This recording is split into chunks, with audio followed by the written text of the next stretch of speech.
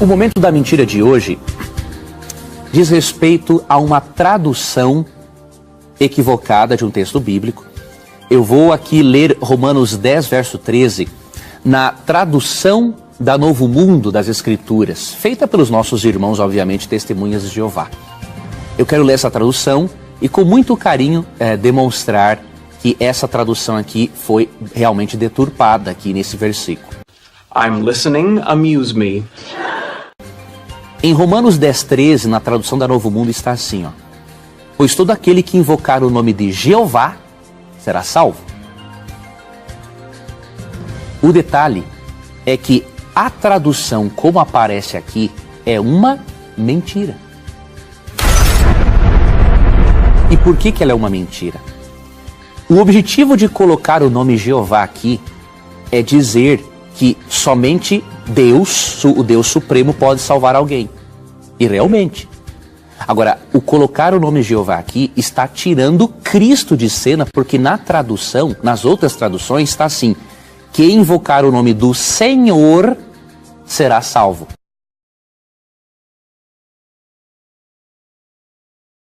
O colocar o nome Jeová aqui está tirando Cristo de cena. Só um pouquinho, senhor Leandro Quadros. O senhor está dizendo que se disser Jeová, isso tiraria Jesus de cena, certo?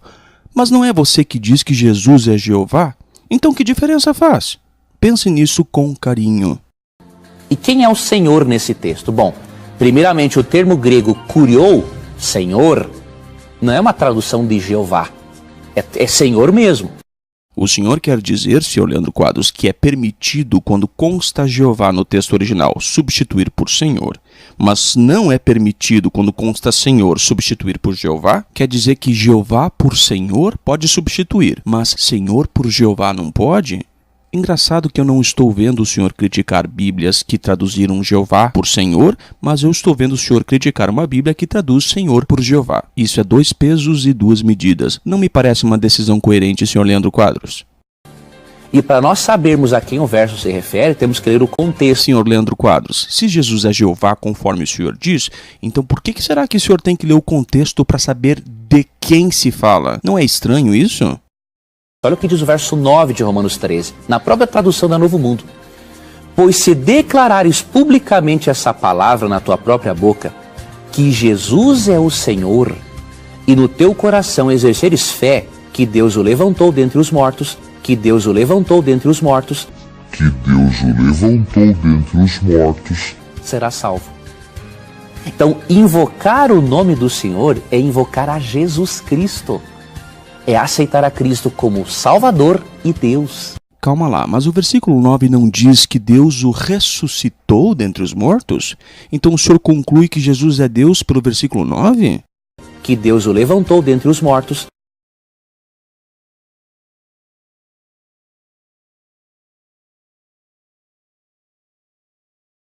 Por isso essa tradução aqui não pode ser aceita. E se for Jeová aqui, isso reforça ainda mais que Cristo é Deus. E se for Jeová aqui, isso reforça ainda mais que Cristo é Deus.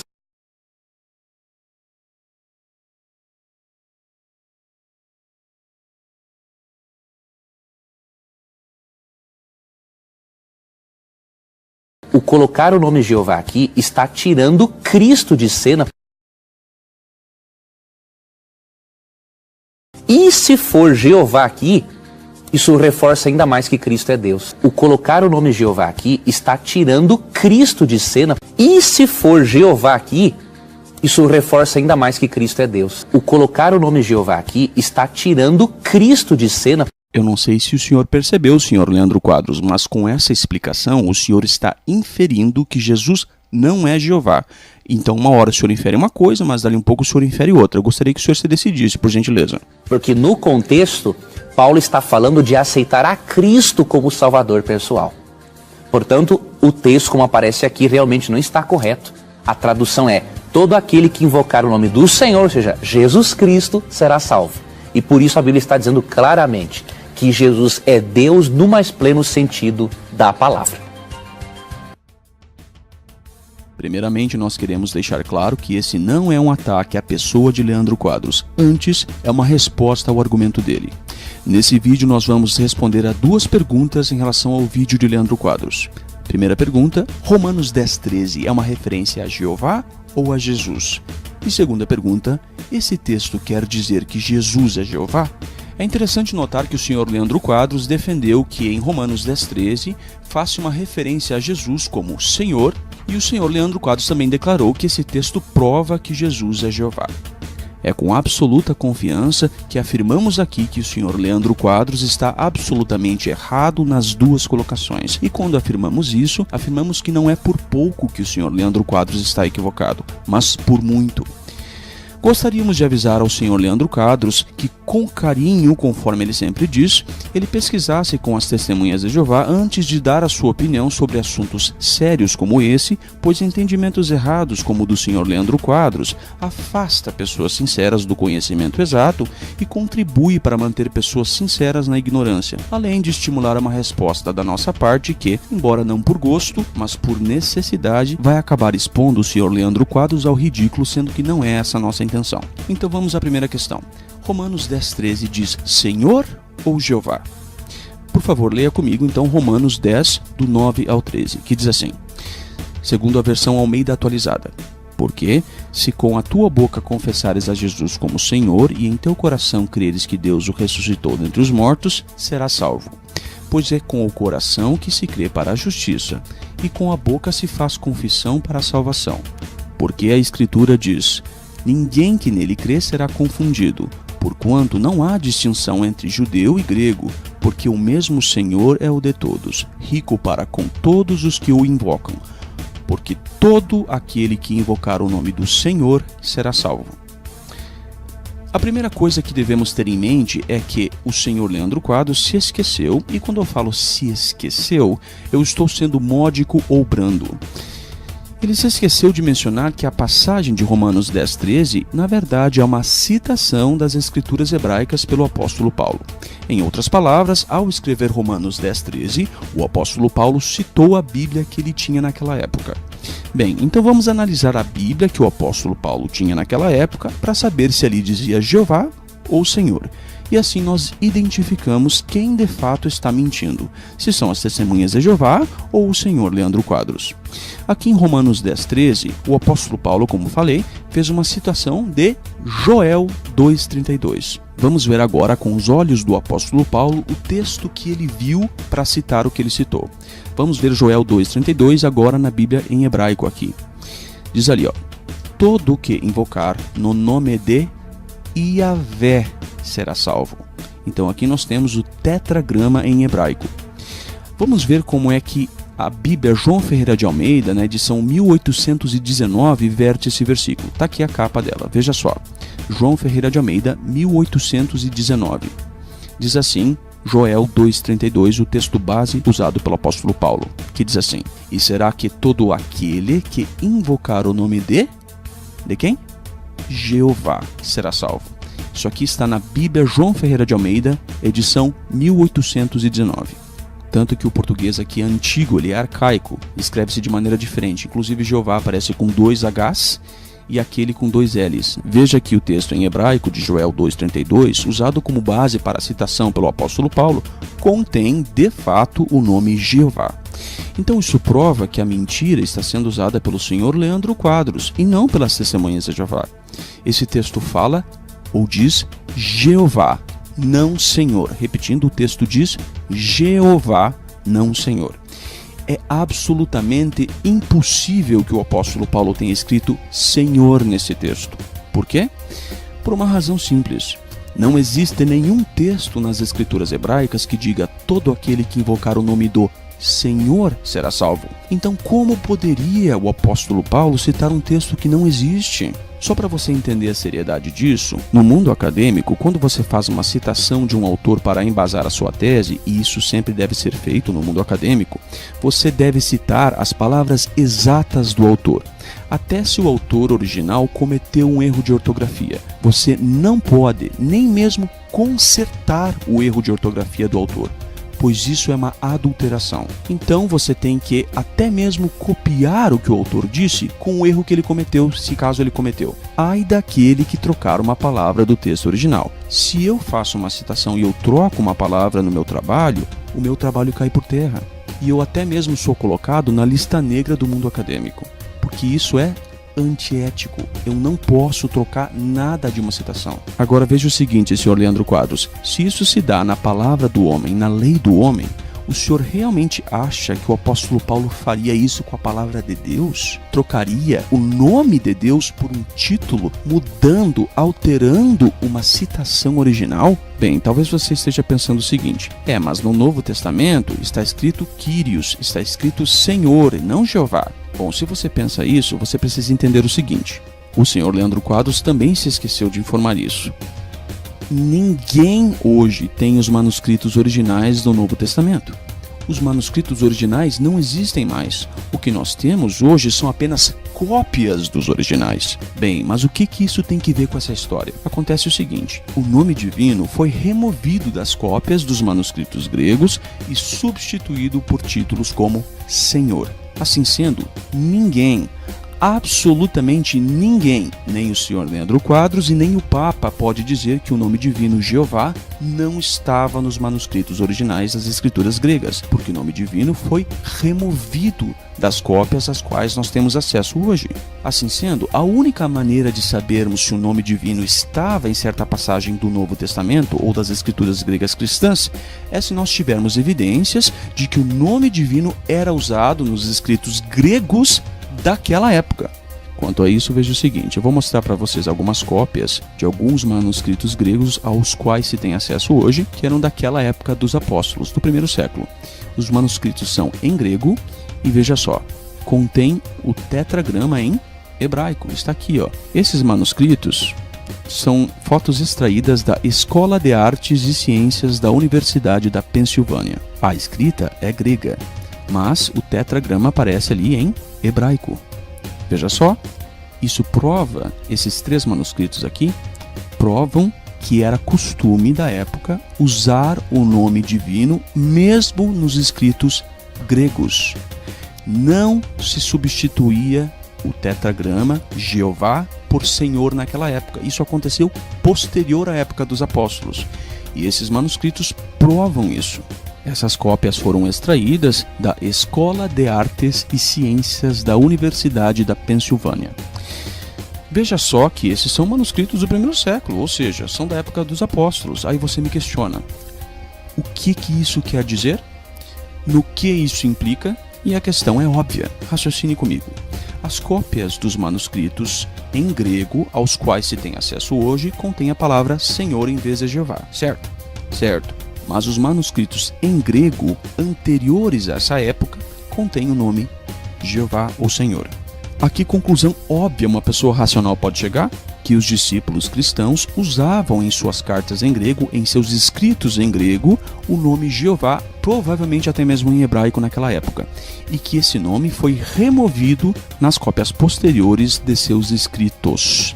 O senhor Leandro Quadros também disse o seguinte, essa tradução é deturpada nesse versículo, ele disse assim. Nas outras traduções está assim, quem invocar o nome do Senhor será salvo. Será que somente a tradução do Novo Mundo é que verte esse texto dessa forma? Vamos ver então algumas línguas modernas, tais como a Rotumana e a Bataktoba, que fazem tradução de forma coerente em Romanos 10:13, trazendo o nome divino Jeová, bem como algumas traduções do Novo Testamento para o hebraico até mesmo. Nas outras traduções está assim, quem invocar o nome do Senhor... Um exemplo é o que vemos aqui, por exemplo, a Bíblia Poliglota de Elias Hutter, de 1599. Veja só ali, então, como muitas Bíblias traduzem Jeová, não só a tradução do Novo Mundo, mas muitas Bíblias. Pelo menos 13 versões da Bíblia fazem isso. Nas outras traduções está assim, quem invocar o nome do Senhor... Então nós vamos ver agora algumas delas. Veja só em hebraico, ó. Ali, ó. Romanos 10:13, Jeová apresenta ali. A tradução United Bible Societies, de 1991, traduz assim, veja só. Jeová ali. O texto em negrito, destacado em Romanos 10:13, mostra que se trata de uma citação de um texto do Velho Testamento ou das Escrituras hebraicas, e nesse caso, obviamente, Joel 2:32. Uma tradução que foi feita para os judeus também, de fala portuguesa, é o Novo Testamento hebraico-português.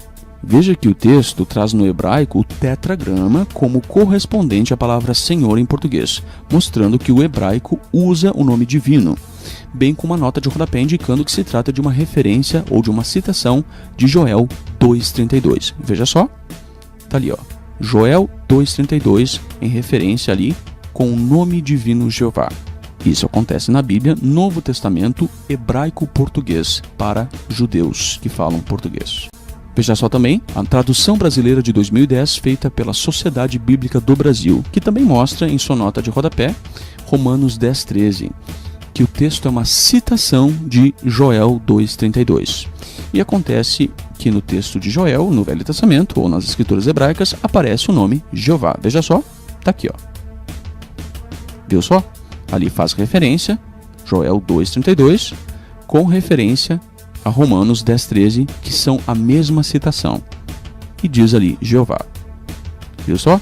Por fim também, a Bíblia de Estudo Palavras-Chave, produzida em 2010 pela Casa Publicadora das Assembleias de Deus, traz em sua concordância que em algumas vezes no Novo Testamento a palavra Kyrios, ou Senhor, aparece e pode inferir que ali tem ocorrido o nome divino Jeová. Com isso, eles reconhecem que o tetragrama deve ser representado de alguma forma nessas citações do Novo Testamento. Veja só, Casa Publicadora das Assembleias de Deus diz isso. Kyrios, e faz uma referência ali, nome de Deus correspondendo à palavra hebraica, viu só? Jeová. Agora eu vou fazer uma pergunta ao senhor Leandro Quadros, então. Diante de todas essas evidências, né? Senhor Leandro Quadros, o senhor realmente acha que foi o apóstolo Paulo que alterou as escrituras ao citar Joel 2:32, tirando o nome Jeová e o substituindo por Senhor? Ou de repente o senhor acha mais provável que isso tenha acontecido nas cópias posteriores que foram feitas dos escritos de Paulo? Conforme você mesmo sempre diz, senhor Leandro Quadros, considere com carinho essa questão. A tradução como aparece aqui é uma mentira. Veja o que diz Apocalipse 22:19, que diz assim: E se alguém tirar qualquer coisa das palavras do livro dessa profecia, Deus lhe tirará sua parte da árvore da vida e da cidade santa que estão descritas nesse livro. Senhor Leandro Quadros, o senhor acha que Deus tirou a parte da árvore da vida do apóstolo Paulo? Você acha que o apóstolo Paulo removeu uma palavra da Bíblia e, consequentemente, não tem mais salvação? Ou, de repente, o senhor acha mais razoável acreditar que quem removeu o nome Jeová e trocou por Senhor dos escritos de Paulo foram, na verdade, cristãos posteriores a Paulo, falsos cristãos? O que o senhor acha mais provável? Bom, passamos agora então para a segunda questão. Visto que o senhor Leandro Quadros está errado contra a primeira, significa isso que Jesus é Jeová? Para respondermos a essa pergunta, precisamos entender o significado da palavra Senhor. E a palavra Senhor significa amo, dono. E ela é usada para várias entidades, não só para Jesus Cristo ou só para Jeová. Vejamos.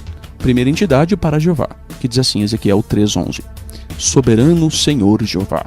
2. Ela também é usada para Jesus, como diz Judas 1:25. Diz assim, ao único Deus, nosso Salvador, por Jesus Cristo, nosso Senhor. A palavra Senhor também é usada a um dos 24 anciãos do livro de Apocalipse, conforme diz Apocalipse 7, 13 e 14, onde João diz a um dos anciãos assim, meu Senhor. Viu só? A palavra Senhor também é usada a anjos, onde Ló passou a dizer aos anjos assim, meus senhores. Viu só? Anjos também são senhores.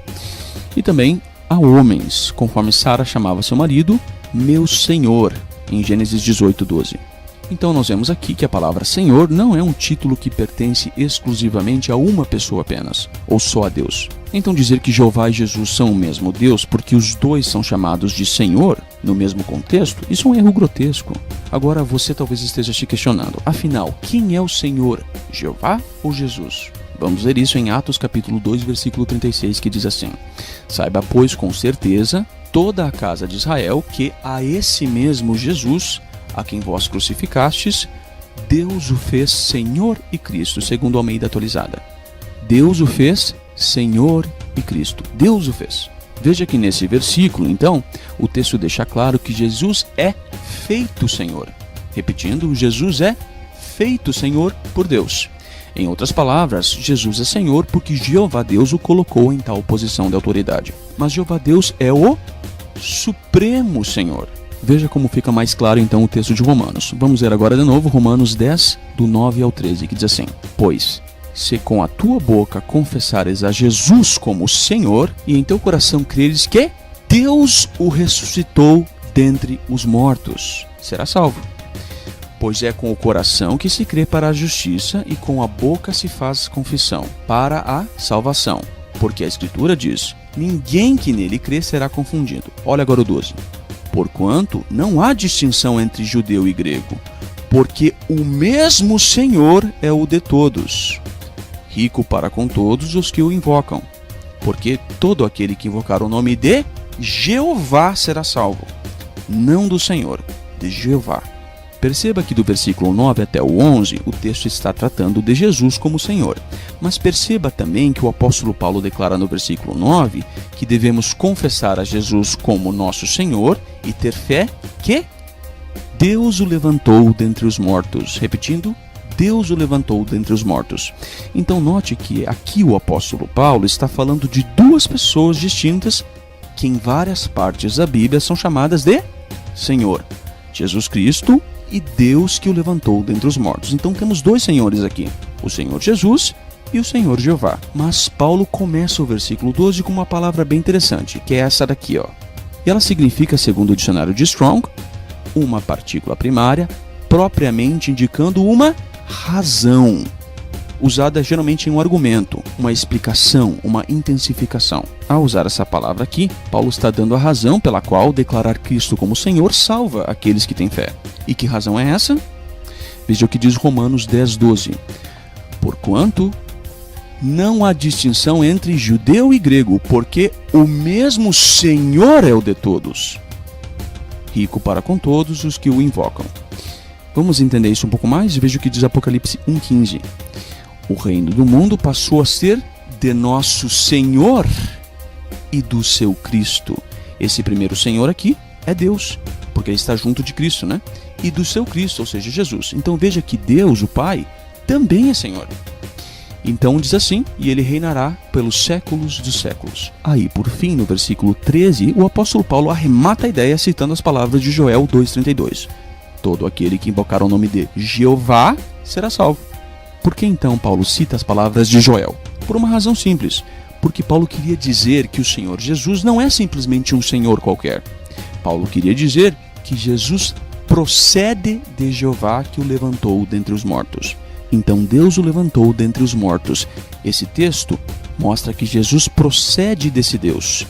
Então, longe de atender às expectativas que o senhor Leandro Quadros levantou, esse texto mostra que Jeová e Jesus estão agindo em conjunto e Jesus é o meio que Jeová usa para resgatar a humanidade. É preciso ter muito cuidado para basear doutrinas em títulos tais como Senhor. Agora nós vamos deixar uma pergunta bem séria para o senhor Leandro Quadros, conforme diz Apocalipse 3,14, que diz que Jesus é o princípio da criação de Deus. A palavra princípio aqui significa começo. Como pode Jesus e Jeová serem o mesmo Deus se Jesus é o princípio da criação de Jeová? Como pode, senhor Leandro Quadros? Responda. Já sei. Se o senhor pensou que princípio aqui não significa princípio, mas significa governante ou qualquer outra coisa, então antes de responder essa questão, assista ao seguinte vídeo no nosso canal. Jesus, o primeiro criado ou um ser eterno? A fim de que o senhor não repita simplesmente um argumento que já foi derrubado no vídeo. Então nós gostaríamos que, em vez de apenas dar a sua opinião sobre esse assunto, senhor Leandro Quadros, o senhor respondesse com hermenêutica bíblica, com Bíblia, a nossa questão. Mas não repita, detalhe, não repita os argumentos derrubados, porque isso é feio, senhor Leandro. Isso é feio. Evite fazer isso. Então nós ficamos no aguardo da sua resposta, senhor Leandro Quadros. Por que Jesus é a primeira criação de Deus, se ele é Deus segundo a sua opinião?